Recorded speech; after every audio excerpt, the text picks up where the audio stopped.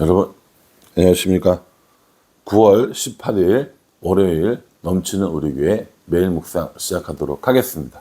오늘 본문 말씀은 열왕기상 7장 27절부터 39절까지 말씀입니다. 어제 우리가 살펴본 본문에 야긴과 보아스 그 두 기둥 얘기했었거든요. 그런데 이제 그 다음 본문에 바다가 있었는데 제가 시간 관계상 이야기하지 않았는데 오늘 그 바다와 이 물두멍을 함께 살펴보도록 하겠습니다. 성전을 짓기 전에 그 성막이 있었잖아요. 그 성막에도 이 물두멍이라는 게 있었거든요. 그런데 이 바다는 없었습니다. 새로 추가된 기구라고 보시면 될 것 같아요.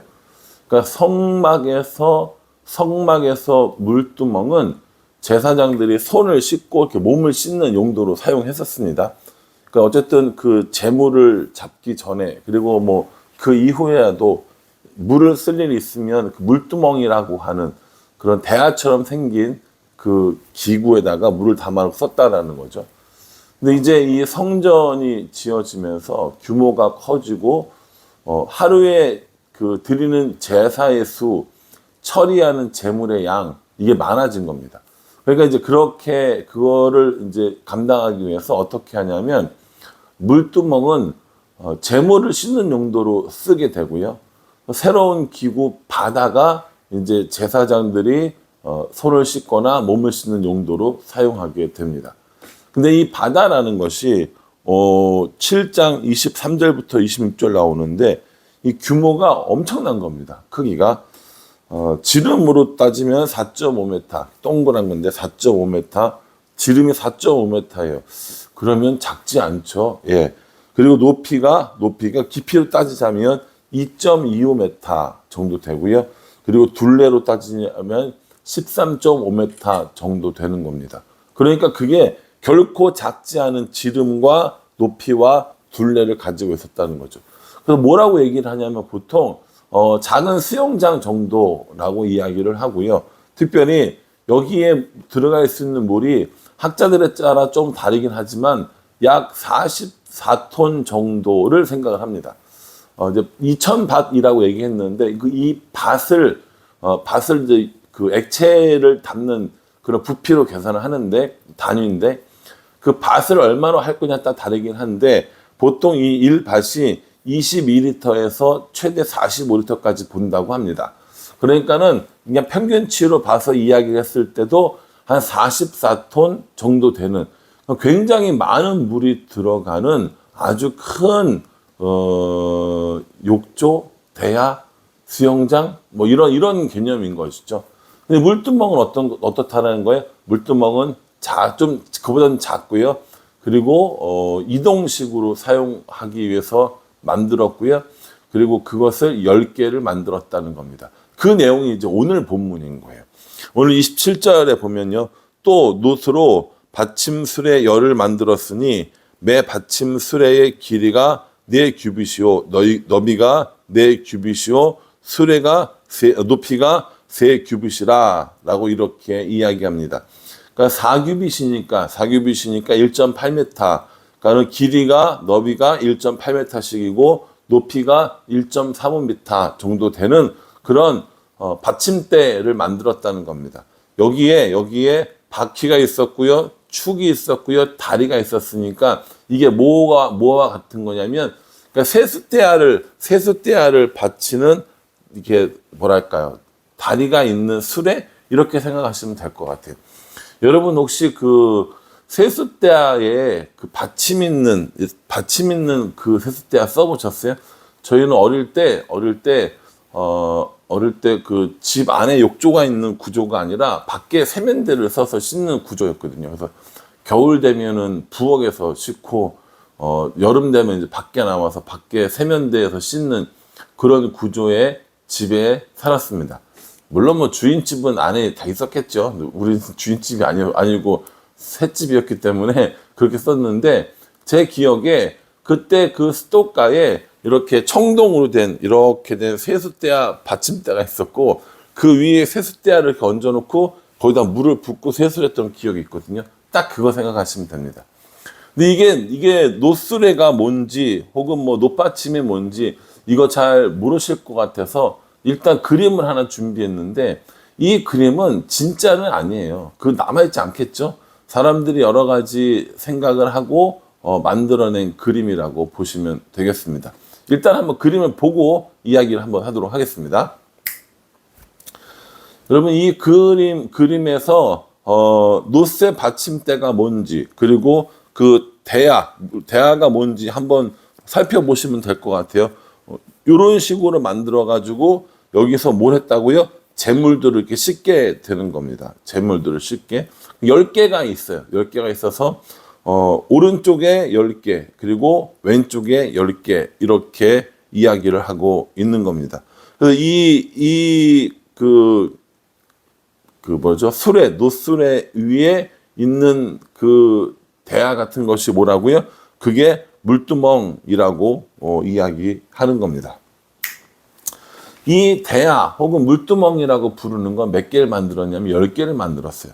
그것의 크기는 지름이 4.5m 인 거고요. 그리고 거기다가 한 40밭 정도의 물을 담았다고 하니까 적게는 880리터 그리고 많게는 약 2톤가량의 물을 담았다는 겁니다. 이게 사실 이것도 적은 게 아니라는 거죠. 여러분 880리터면요. 우리가 그 보통 일반적으로 쓰는 1.5리터 그 PT병 있잖아요. 그게 몇 개인가 계산을 안 해봤네. 대략 한 800개 된다고 칩시다. 그냥 대략 한 800개 정도 되는 양이라는 거예요. PT병 800개 물 담아 놓고 한번 담을 그릇 생각해 보십시오. 작지 않다니까요. 그러니까는 이 대야도 작지 않아요. 그 물두멍이죠. 물두멍도 작지 않고 물두멍을 담아 놓는 노쇠 받침대를 또 의미한 겁니다. 그리고 이제 바다는 제사장들이 씻게 되는 것이죠. 그래서 오늘 39절 말씀에 보면요.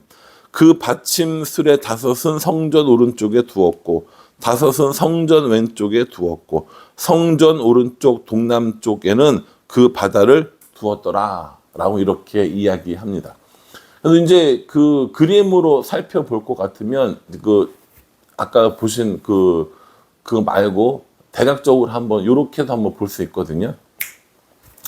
예, 그래서 이쪽에 한쪽에 5개, 한쪽에 5개, 그리고 동남쪽 밑으로 바다를 이렇게 두었다라고 이렇게 얘기합니다. 그러니까 이런 그림이라도 있어야 이게 이런 거구나, 이런 용도로 사용되는구나라고 아는 거지. 사실은 글로만 읽어서는 참 이게 이해하기 어려운 내용인 거는 맞습니다. 노쇠 받침대는 뭔지, 또 물두멍은 뭔지, 뭐 이런 생각을 할 수 있거든요. 그런데 오늘 이 그림 이런 것들을 보면서 요게 이런 용도로 사용됐구나라고 알 수 있게 된다는 것이죠. 자, 다시 한번 정리를 한번 해드릴게요. 모세가 만들었던 그 성막 그 이동식 성막인 거죠.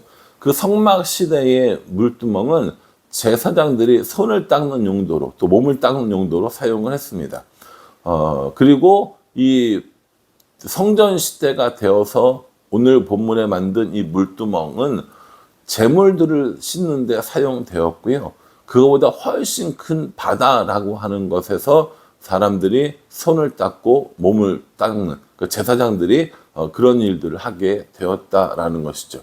기본적으로 성막에서 쓰는 물건과 용도는 다르지 않지만 크기는 엄청나게 크게 된 것을 보여주고 있습니다. 성전 자체의 크기도 엄청 커졌고요. 이런 기구들의 퀄리티나 기구들의 그런 크기도 엄청나게 커진 것을 우리가 볼 수 있습니다. 이 바다 혹은 뭐 물두멍 이런 것들의 역할은 하나님 앞에 예배드리고 하나님을 만나기 전에 손을 씻고 자신을 정결하게 한다는 의미를 가지고 있습니다.